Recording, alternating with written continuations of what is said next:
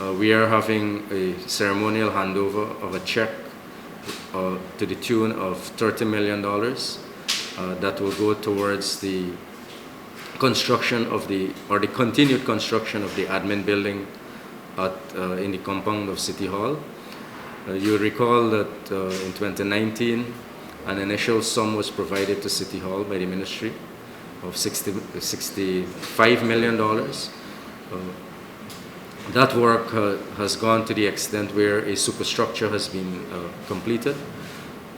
This is part of government's commitment to support the construction of the admin building. The President himself, in a meeting with the Ministers of Local Government and Regional Development, as well as the Mayor and Deputy Mayor and the Minister of Finance, agreed that 30 million will go towards the government will support 30 million towards the construction of the admin building, and City Hall has committed to put an additional $50 million during the course of this year. We expect that the resources are going to be used very wisely. We were hopeful that by now the city would have already publicly tendered for this work. Part of the entire support that we'll be providing to the city also includes $100 million that will go towards the restoration of the City Hall building. As you're aware, that is one of the legacy buildings of Georgetown.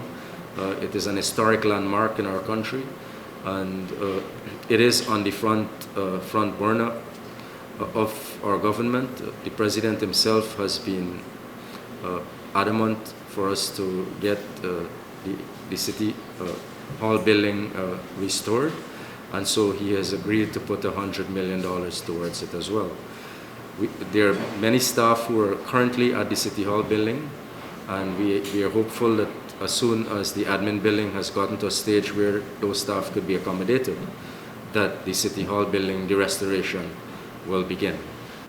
We are hoping to have that building completed before the end of this year, because at the moment, City Hall is really falling apart. And just last Monday, the town clerk was complaining that she didn't want any of the structures fall on her.